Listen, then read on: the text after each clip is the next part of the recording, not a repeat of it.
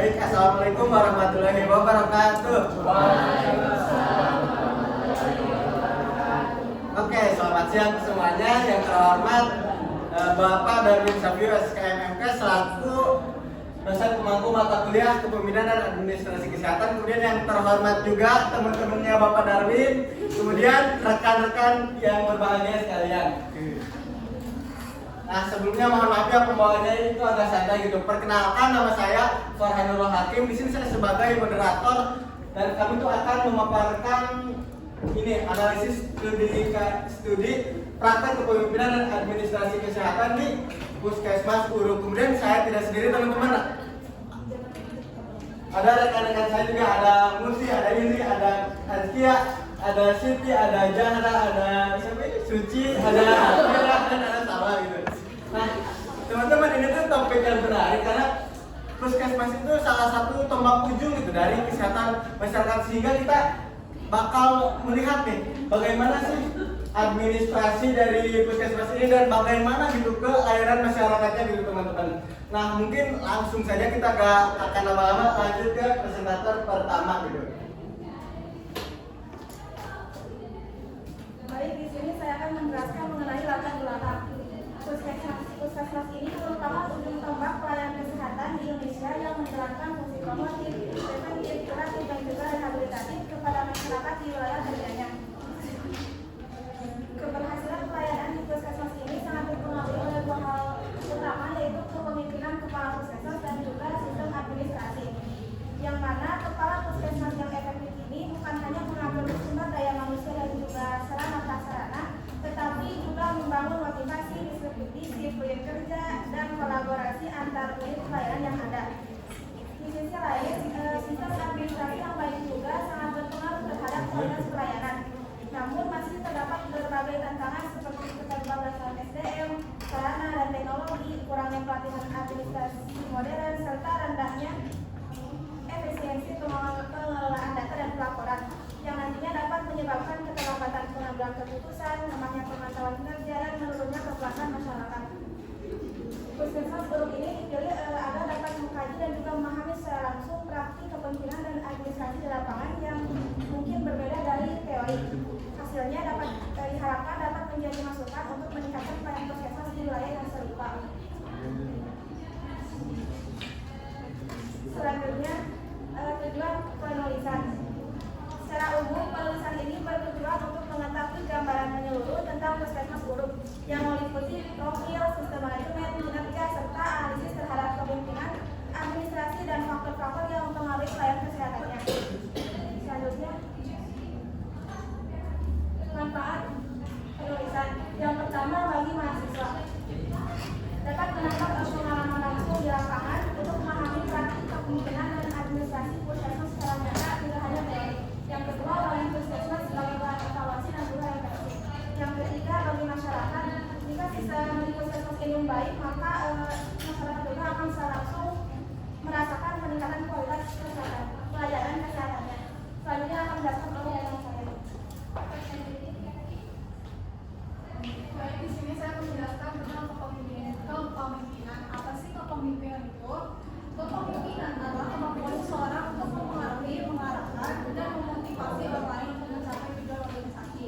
Menurut Pak Denny, kepemimpinan adalah kemampuan atau skill mempengaruhi seseorang atau sekelompok orang agar mempunyai kemauan untuk mencapai tujuan organisasi. Lalu teori kepemimpinan itu dibagi tiga, yaitu ada teori sifat, perilaku, dan hikmat. Teori sifat itu menganggap pemimpin dilahirkan dengan sifat bawaan seperti kepribadian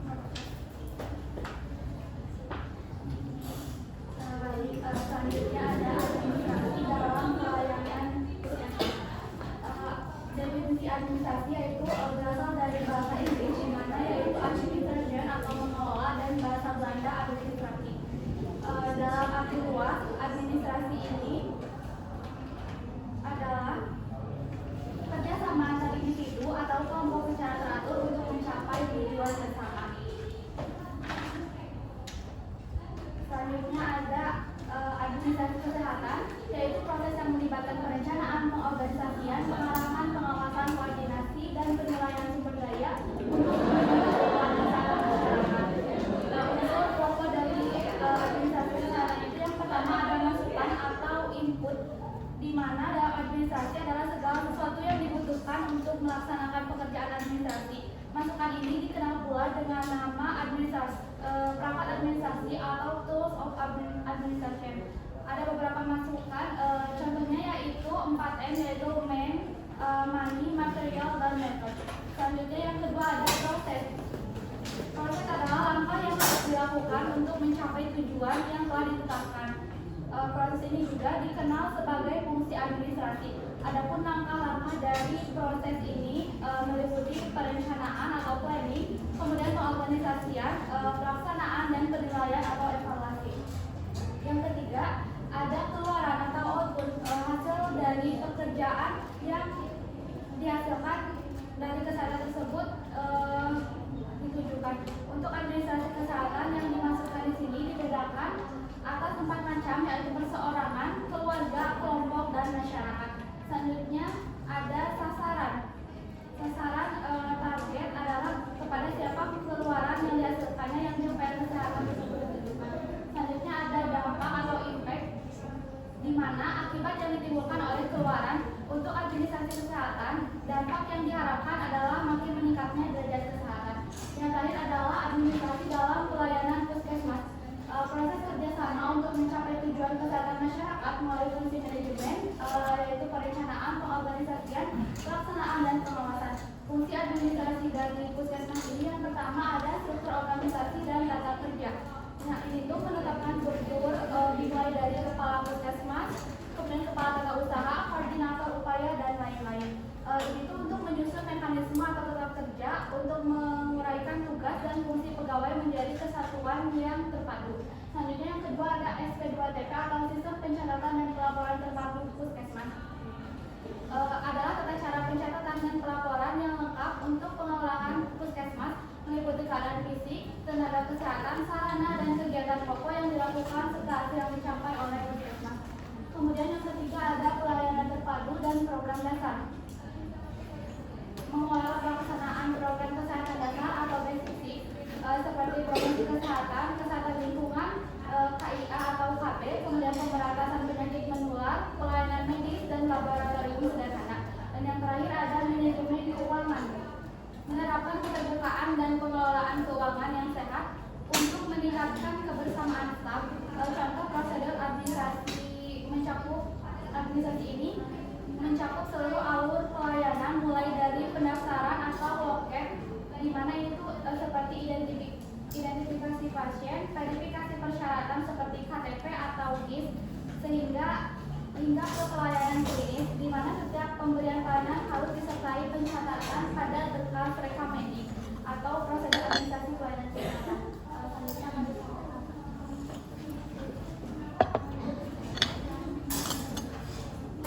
Baik, selanjutnya masuk ke dalam metode pelaksanaan. Sebelumnya di sini kami diarahkan ke lokasi kegiatannya yaitu Puskesmas Guruk yang bertepatan di Jalan Syekh Abdul Mukti, Kelurahan Guruk, Kecamatan Bawah, Kabupaten Tasikmalaya. Dan waktu kegiatannya itu dilaksanakan di periode tertentu, yaitu dari tanggal 23 September 2025 sampai 30 September 2025. Terus ada subjek kegiatan, yaitu subjek utama dalam wawancara adalah pihak-pihak yang terlibat langsung dalam sistem kepemimpinan dan administrasi kesehatan di Puskesmas Guruk. Ada 4 kategori, yaitu kepala puskesmas, terus yang kedua ada tenaga kesehatan seperti dokter, perawat, dan bidan. Terus juga ada staf administrasi dan pasien. Kepala puskesmas sendiri yaitu informan kunci untuk mendapatkan data mengenai gaya kepemimpinan, proses pengambilan keputusan di tingkat tinggi di sana bagaimana, terus juga serta kebijakan dan prosedur puskesmas. Terus yang kedua itu tenaga kesehatan seperti dokter, perawat, dan bidan itu adalah informan untuk memahami implementasi sistem manajemen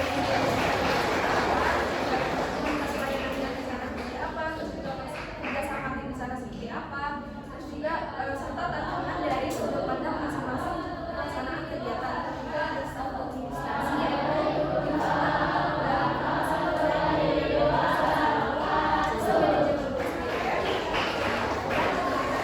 dalam pengambilan keputusan misalnya itu seperti apa. Terus yang terakhir yaitu pasien adalah subjek yang diwawancarai untuk menilai kualitas dan kecepatan pelayanan misalnya itu seperti apa.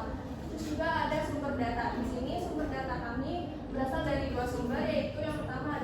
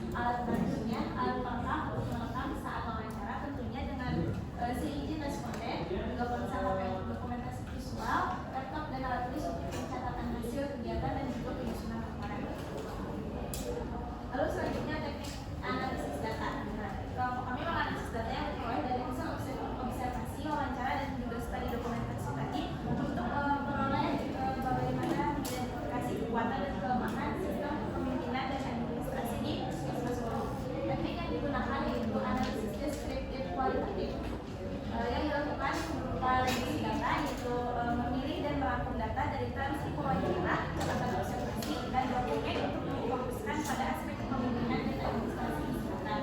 Lalu yang selanjutnya penyajian data, data yang disajikan dalam tabel dan juga narasi agar memudahkan. Lalu penarikan kesimpulan, yaitu mengidentifikasi kekuatan dan kelemahan sistem kesimpulan ini, dilanjutkan dengan perumusan rekomendasi untuk perbaikan sistem kepemimpinan dan administrasi kesehatan di Puskesmas Hulu. Sekian dari saya lanjutkan ke Selanjutnya itu mengenai pemaparan hasil dan pembahasan hasil dari observasi dan juga wawancara yang kami lakukan. Nah, yang pertama itu terkait profil Puskesmas Hulunya. Puskesmas Hulu merupakan unit pelaksana teknis dinas kesehatan Kota Tasikmalaya yang bertanggung jawab terhadap pembangunan kesehatan pada wilayah kerja Kecamatan Kolot. Adapun untuk wilayah kerja Puskesmas Hulu ada Kelurahan Hulu, Kelurahan Lumiang, Kelurahan Tanjung, dan Kelurahan Gunung Gede. Dan ada beberapa fun fact terkait Puskesmas Hulu ini. Yang pertama, Puskesmas Hulu mempunyai puskesmas pembantu yang terdiri dari 2 puskul. Yang pertama puskul Tanjung dan juga puskul Lumiang. Lalu untuk Puskesmas Hulu ini juga memiliki status sebagai Puskesmas DTP. Nah, apa itu Puskesmas DTP?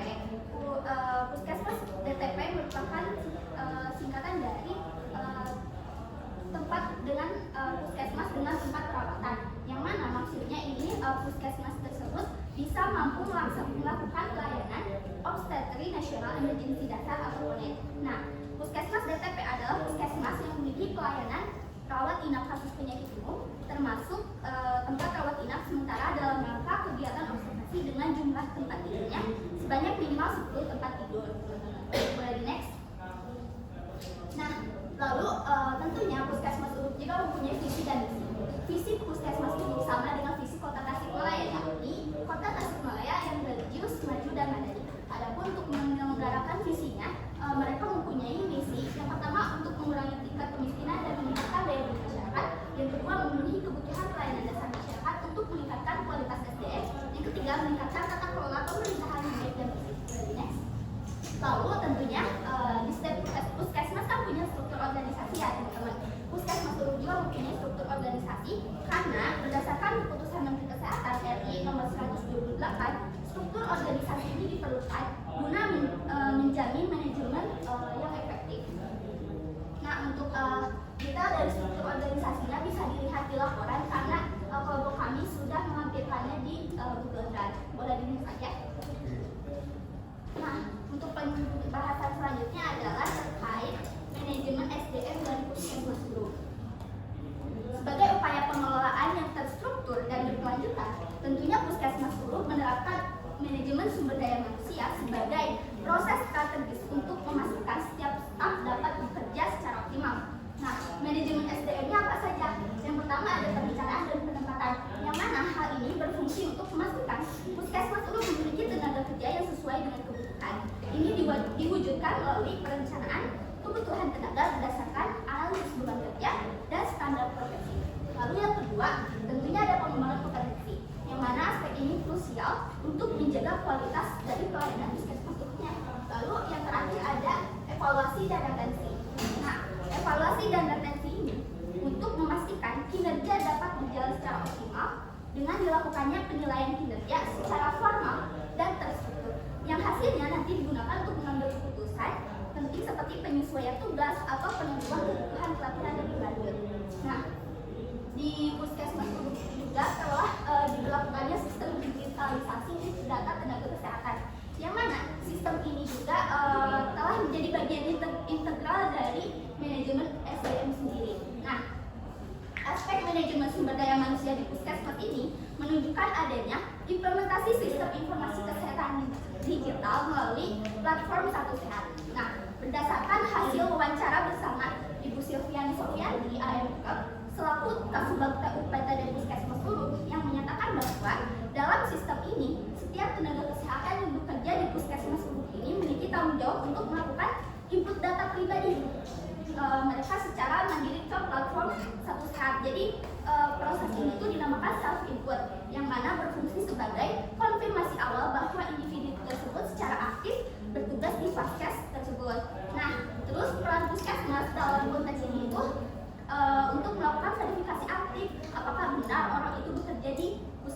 Guru. Dan yang kedua, peran puskesmas yang kedua itu sebagai untuk melakukan pemutahiran status aktif apabila sudah terdapat tenaga kesehatan yang ternyata sudah tidak bekerja atau sudah habis masa kontraknya. Nah, jadi harus dinonaktifkan gitu statusnya sama puskesmas.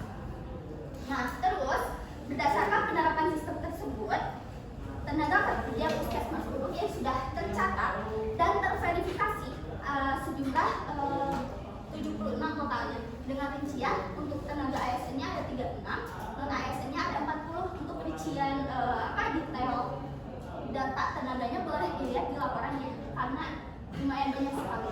Boleh di next. Nah, lalu kita masuk ke kebijakan dan prosedur kerja.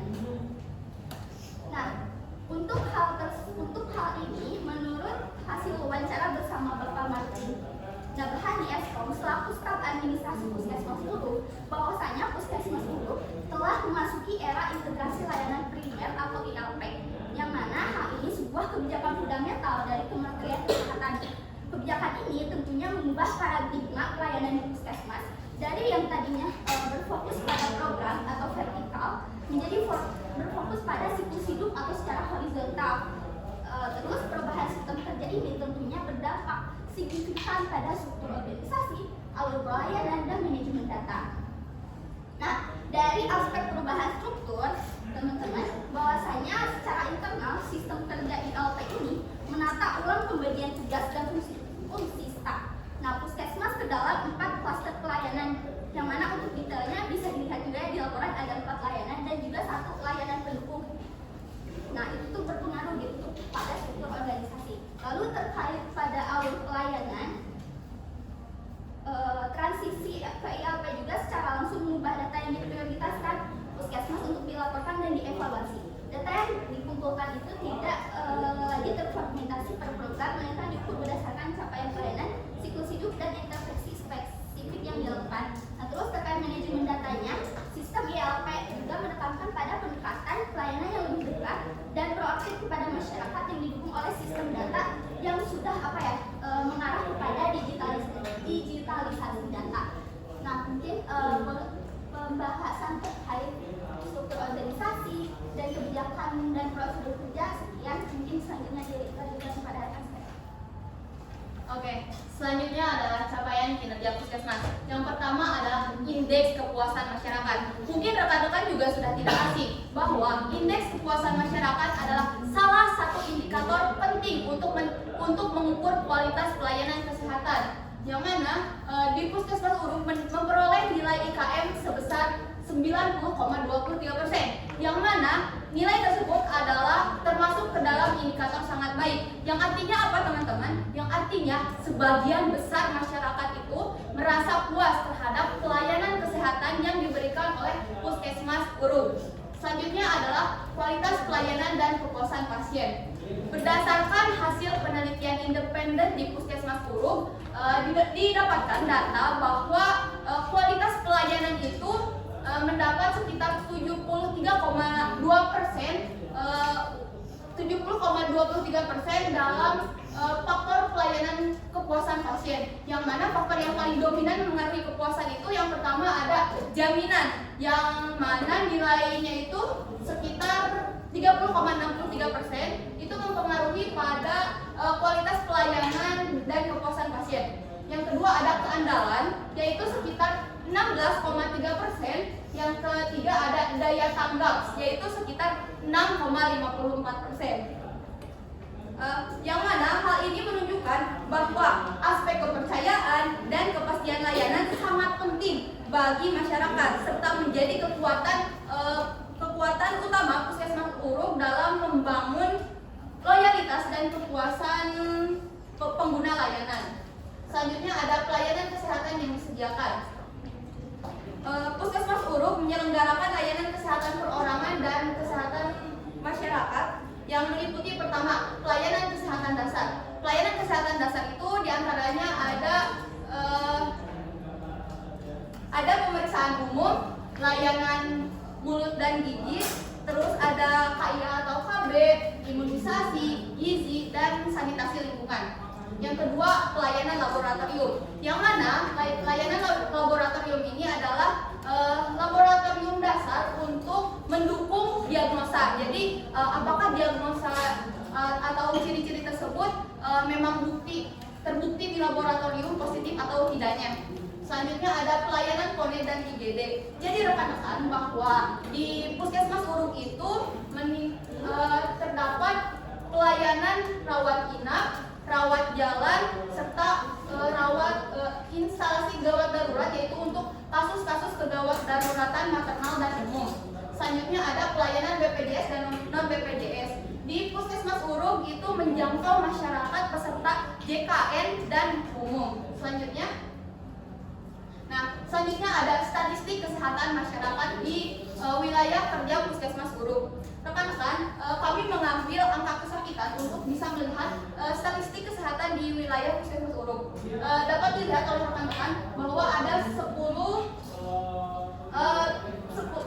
terbesar penyakit di wilayah Puskesmas Uruk, yaitu yang pertama ada ISPA sekitar 371 kasus per September tahun kemarin. Yang kedua ada hipertensi yaitu 301 kasus, dan rekan-rekan juga bisa dilihat terakhir itu ada diabetes mellitus tipe 2 yaitu penyakit ke-10. Dapat disimpulkan rekan-rekan bahwa untuk penyakit terbesar itu ada ISPA yaitu penyakit menular yang pertama, yang kedua juga hipertensi yaitu merupakan penyakit apa? Penyakit tidak menular. Betul. Berarti yang pertamanya penyakit menular, yang kedua penyakit tidak menular yang tertinggi. Berarti itu apa ya? Ya balance. Next.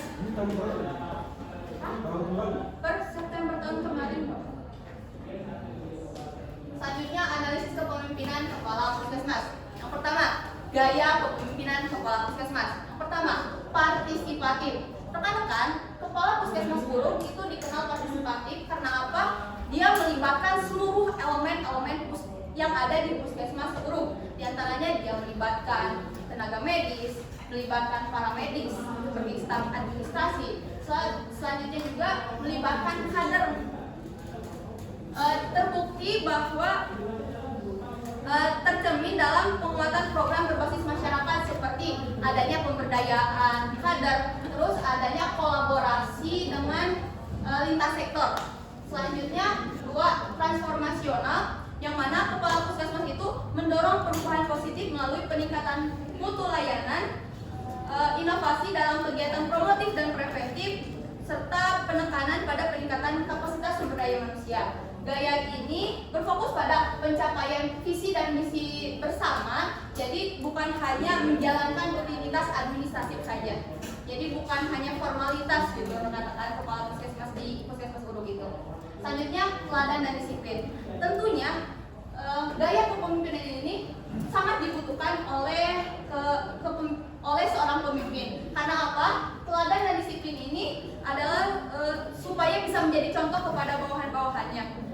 Terbukti bahwa kepala Puskesmas ini teladan dan disiplin karena apa? Dilihat dari bawahan-bawahannya juga, mereka konsisten menjalankan program-program, sehingga tadi berapa? IKM-nya itu kan sangat baik. Nah, itu menunjukkan bahwa bawahan-bawahannya itu sangat workaholic atau sangat konsisten gitu dalam menjalankan tugas, peran dan fungsinya. Selanjutnya, komunikatif.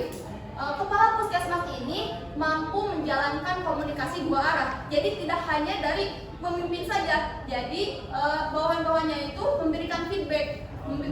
Ada terciptanya komunikasi dua arah sehingga terciptanya koordinasi yang terarah dan terjalinnya kondisi kerja yang kondusif dan minim miskomunikasi. Maaf. Selanjutnya ada kekuatan kepemimpinan kepala Puskesmas. Yang pertama, kemampuan manajerial yang kuat. Dapat dilihat teman-teman, di Puskesmas Uruk itu terdapat layanan kesehatan yang sangat kompleks. Itu ada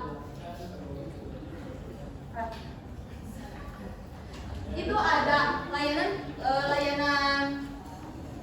umum, ada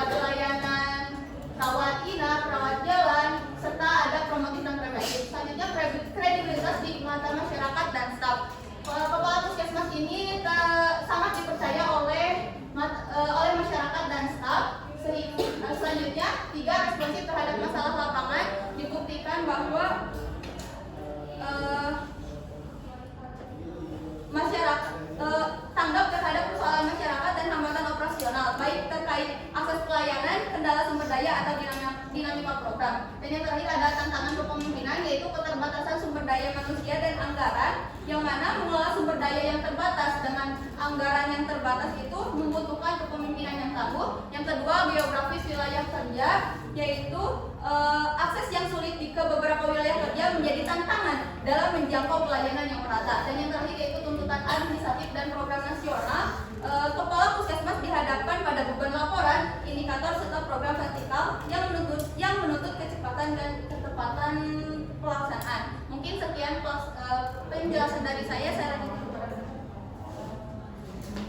yang selanjutnya, yaitu mengenai analisis administrasi kesehatan di puskesmas Hulu, yang dimana untuk salah satu bukti penerapan administrasi kesehatan yang baik di puskesmas Hulu itu terlihat dari terstrukturnya alur pelayanan pasien mulai dari pendaftaran sampai pengobatan secara sistematis. Nah, untuk menurut Kemenkes RI juga itu atau Kemenkes sekarang, alur pelayanan yang struktur merupakan bagian penting dari administrasi puskesmas karena membantu setiap petugas memahami peran dan tanggung jawabnya.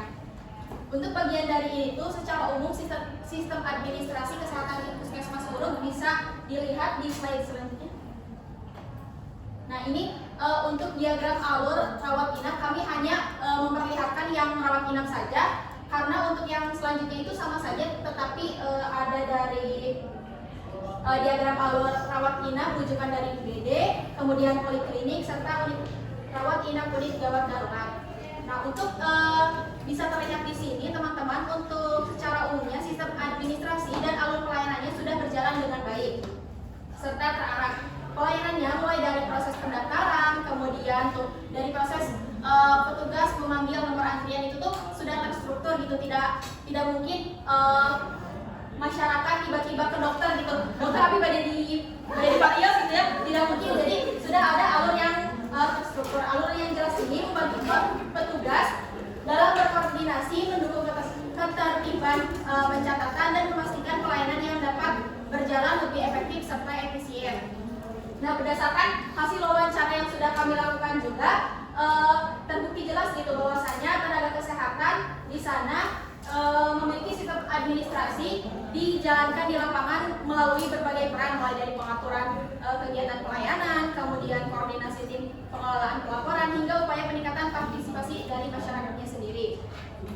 Kemudian untuk puskesmas di Urut ini juga memiliki fokus yang kuat pada pelayanan kesehatan ibu dan anak, serta peningkatan kualitas SDM dari fasilitas pelayanan menjadi hal penting agar target-target seperti penurunan AKI ataupun AKB serta stunting dapat diturunkan secara optimal. Nah, ini untuk analisis SWLP-nya, di mana untuk tadi sudah dijelaskan juga sama Indria bahwasanya untuk IKM-nya itu sudah mencapai 90%. Nah, untuk ini tuh kalau yang ini tadi IKM, kalau yang ini kualitas pelayanannya. Kemudian fasilitas bersih dan rapi, petugas dan kompeten serta perhatian. Namun untuk weakness-nya itu kan puskesmas tidak 24 jam ya. Jadi masyarakat tidak selalu bisa ke sana. Jadi untuk pelayanannya itu terbatas. Kemudian informasi yang kadang kurang jelas. Kemudian tidak semua pelayanan itu sesuai ekspektasi dari masyarakat sendiri. Nah, untuk opportunities atau peluangnya itu dukungan regulasi dari Kemenkes, kemudian survei kepuasan masyarakat, peluang kerja bersama lintas sektor, digitalisasi yang sudah tadi dijelaskan oleh Azkia, kemudian untuk threat-nya atau ancaman ekspektasi masyarakat yang terlalu tinggi, kemudian persaingan dengan fasilitas swasta seperti klinik swasta ataupun rumah sakit swasta, kemudian risiko turunnya kepercayaan masyarakat serta keterbatasan SDM serta anggaran. Nah, untuk selanjutnya ada strategi agar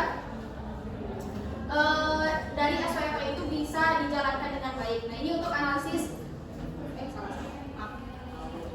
untuk strategi SO ini ada memaksimalkan akreditasi utama yang sudah tadi dijelaskan, kemudian ada weakness dan opportunities. Ini strategi agar bagaimana agar menurunkan kelemahan tapi memanfaatkan peluang gitu. Strategi ST ada strength dan grit,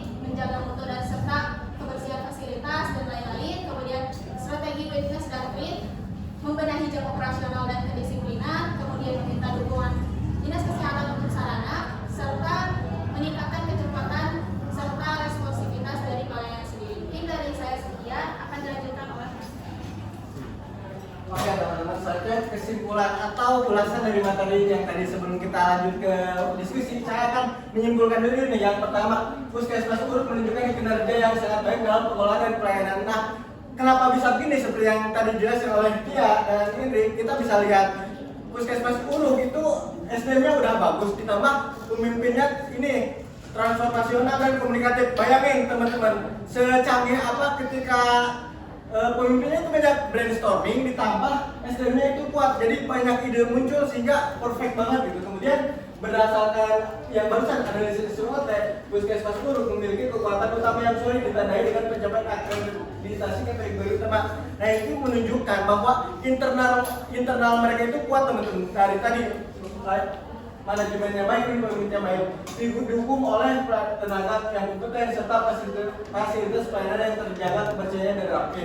Nah, memperlihatkan bahwa penyakit terbanyak di wilayah kerja itu adalah tadi ISPA dan hipertensi. Nah, kemudian ada saran teman-teman. Yang pertama bagi Puskesmas Uruk, sarannya itu terus meningkatkan pelayanan dan pasti nanti kedepannya ada kegagalan karena gak mungkin sempurna kan. Jadi terus diperbaiki gitu. Kemudian untuk bagi Dinas Kesehatan Kota Tasikmalaya, tadi dilihat bahwa terbatas di SDM dan sumber anggaran gitu. Jadi harapannya Dinas Kesehatan Kota itu lebih memperhatikan gitu. Kemudian bagi tenaga kesehatan, nah bagi tenaga kesehatan itu terus menjaga profesionalismenya karena kan tadi ada yang pasien. Nah, kebetulan saya wawancara pasien, saya wawancara ke pasien itu bahwa pekerjaannya itu sangat baik dan ramah sehingga wajar saja tadi IKM-nya tinggi teman-teman. Kemudian bagi peneliti selanjutnya bahwa ini kan cuma deskriptif, bahwa untuk peneliti selanjutnya itu inginnya menguji hubungan antara tadi analisis manajemen dan kepuasan masyarakat. Dan terakhir sarannya bagi Bapak dosen kita, Bapak Darwin Sapyu, mungkin kedepannya bahwa tugasnya itu lebih tersistematis. Seperti hal kecil kayak pembagian kelompoknya itu kita pengennya apa ya, kita lihat nih karena jauh, kita lihat yang bawa motor itu siapa aja gitu. Soalnya hal sepele kayak gitu tuh kita tuh penting dan berdampak untuk kita. Mungkin itu Bapak. Nah, mungkin itu saja teman-teman dari analisis kita studi kepemimpinan dan administrasi di Puskesmas Uruk. Nah, ini ada waktu berapa menit tersisa?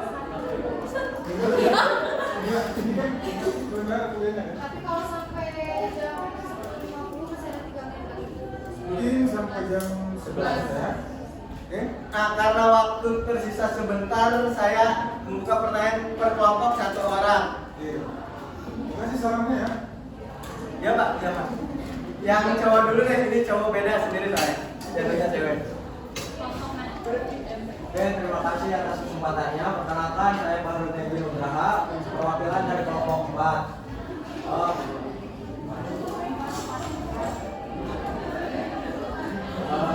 Baik, untuk pertanyaannya itu tuh kan tadi disimpulkan bahwa indeks IKM itu sangat tinggi ya, indeks kepuasan masyarakatnya. Tapi mengapa para sepuluh besar penyakit itu ISPA masih tinggi gitu? Nah, untuk pertanyaan itu minta pendapat dari kalian. Oke, kenapa gitu? Oke, selanjutnya beda kelompok? Belum. Nanti kalau ada tambahan waktu, sabar. Baik, terima kasih atas kesempatannya. Ibu bertanya, saya perwakilan dari kelompok 2. Tadi kan dijelaskan ya sama Indri dari capaian kinerja Puskesmas. Nah, ada daya tanggapnya itu kan rendah ya, 6,54%. Nah, daya tanggap itu teh dari petugasnya atau dari pasiennya. Kalau dari petugasnya, kan tadi tuh daya tanggapnya rendah ya, padahal di sisi lain jumlah tenaga yang non ASN-nya itu banyak ya, sekitar 40 orang. Nah, pertanyaannya itu faktor apa yang menyebabkan rendahnya daya tanggap petugas tersebut dan bagaimana Kepala Puskesmas menerapkan komunikasi 2 arah dengan staf non ASN dalam mengatasi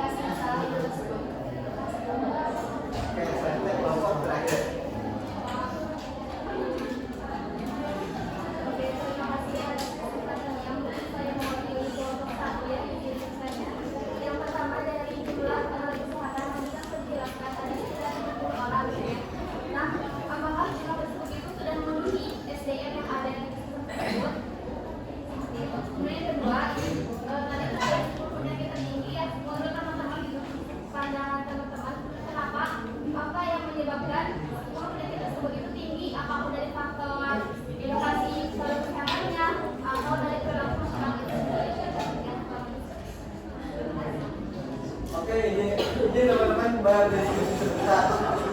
Jadi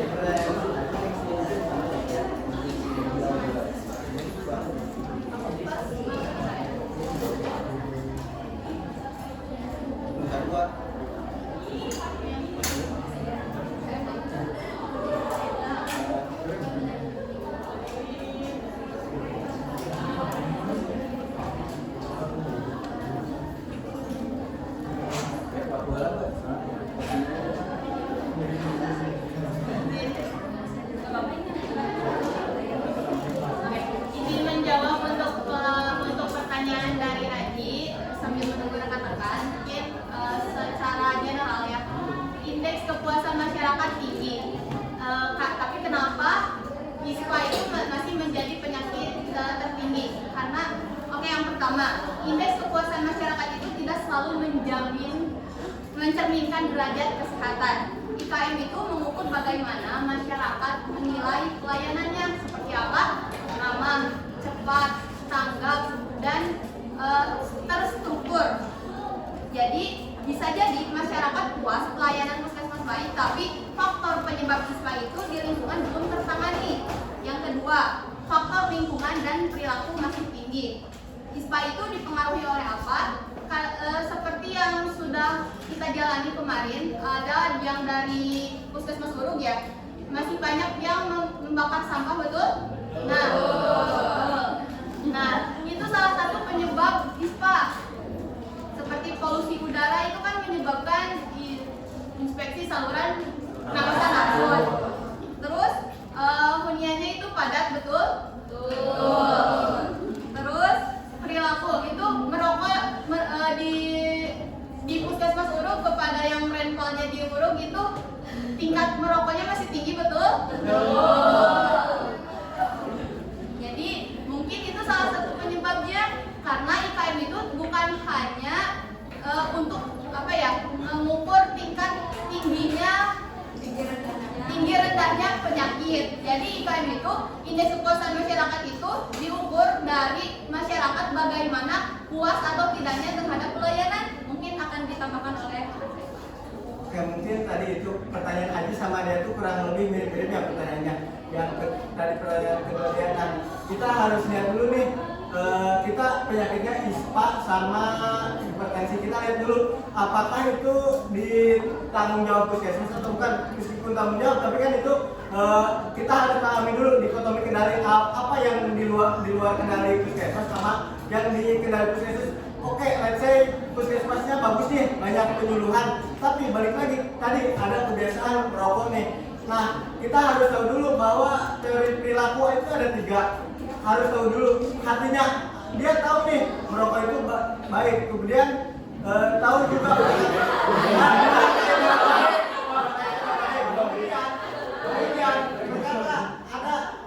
dia udah tahu merokok gak baik, dia berkata merokok itu gak baik. Nah, yang terakhir ada perilaku, apakah dia merokok atau tidak. Soalnya nih teman-teman, banyak dari kesehatan kita juga yang laki-laki terutama yang tahu merokok itu gak baik tapi tetap merokok, betul tidak? Betul, soalnya saya juga begitu gitu. Saya tahu bahwa merokok itu gak baik, cuma terbatas. Jadi balik lagi ke perilaku, tadi ada yang bakar sampah juga dan lain-lain. Jadi kita harus pahami dulu dikotomi kendalinya, apa yang di luar kendali si puskesmas, apa yang dikendali. Mungkin dari puskesmas sudah ada penyuluhan, tapi balik lagi ke daya tanggap masyarakat, mungkin dari faktor pendidikan, karena kan beda gitu, kayak bakar sampah, orang lain nggak tahu bakar sampah tuh bagus, tapi mungkin orang yang tamatan SMA tahu gitu bahwa itu tuh mengandung karbon dioksida dan lain-lain yang bisa sangat berbahaya. Jadi kita lihat dulu faktor yang lain. Nah, mohon maaf juga karena jawabannya ini opini gitu, bukan berdasarkan data. Karena pasti opini itu dikalahkan oleh data dalam diskusi. Apakah terjawab?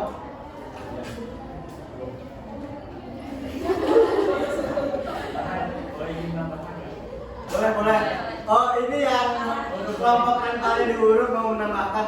Ya mungkin boleh menambahkan juga ya, kenapa angka ISPA yang tinggi juga, karena emang di Urug itu meskipun tadi disampaikan terkait perilakunya di orangnya sama masyarakat di sana tuh meskipun paskes pertamanya di Urug nih, tapi mereka tuh pelayanannya bukan diurut, tapi ada beberapa klinik di sana sama ada juga yang tutup selalu. Itulah kenapa angka ISPA-nya menjadi tinggi. Diperiksanya kemana, tapi paskesnya ke urut. Pasien pertamanya di urut, tapi periksanya ke klinik, ke puskesmas sekolah. Itu juga salah satu tantangan puskesmas mungkin karena memang jauh ya, merasa jauh kan. Terus jauh kan kalau kayak jauh, jadi kayak masyarakat itu agak susah buat urut. Sama mungkin di sana juga panpeknya ada ini, ada kremasi mayat. Iya. Isi mau nyoba sok. Oke, berarti itu jawabannya karena faktor geografis karena jauh, terus tadi juga ada lokasi teman-teman. Apakah terjawab nih? Terjawab kan? Pertanyaan yang lain? Kemudian izin menjawab pertanyaan yang pertama ya, terkait tenaga kesehatan. Kalau misalkan kalau dari data yang kami catatkan dari tenaga medisnya itu udah mencukupi ya jumlahnya. Cuman kalau dari tenaga kesehatan masyarakat kayak prokes dan atau ibunya itu baru 1 orang gitu perbidannya. Jadi belum, kan tadi standarnya 2 orang yang minimal. Nah ini baru 1 gitu. Kalau dari tenaga kesehatan masyarakat itu masih belum.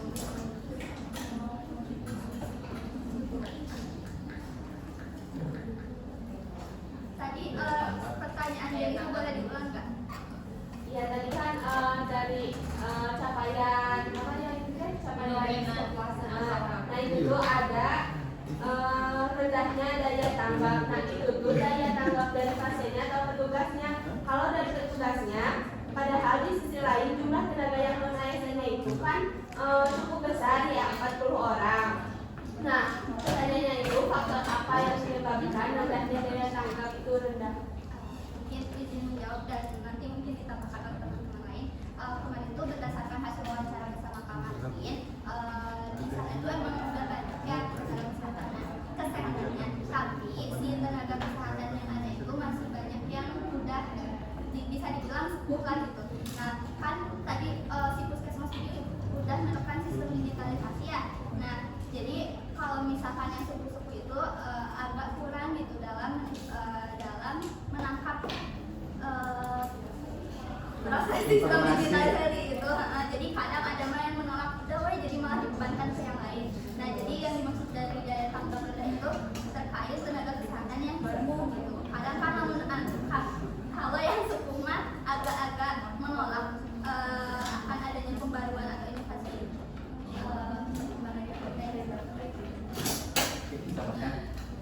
Izin menambahkan juga ya tadi pertanyaan Denisa mungkin salah satu faktornya karena saya kan wawancara ke pasien. Nah, ternyata wawancara ke pasien itu ternyata si pasiennya itu bukan dari wilayah kerja Ulu. Nah, tapi dia pindah gitu ke Ulu karena apa? Karena pelayanannya itu sangat baik dan bisa dibuktikan bahwa kita ke sana jam 9.10 itu masih ramai pelayanan obat karena apa? Dokternya itu ramai. Jadi makin banyak jangkauannya jadi makin banyak orang yang pengen ke sana. Jadi daya tanggapnya tadi jadi kurang saking banyaknya gitu. Jadi overload gitu.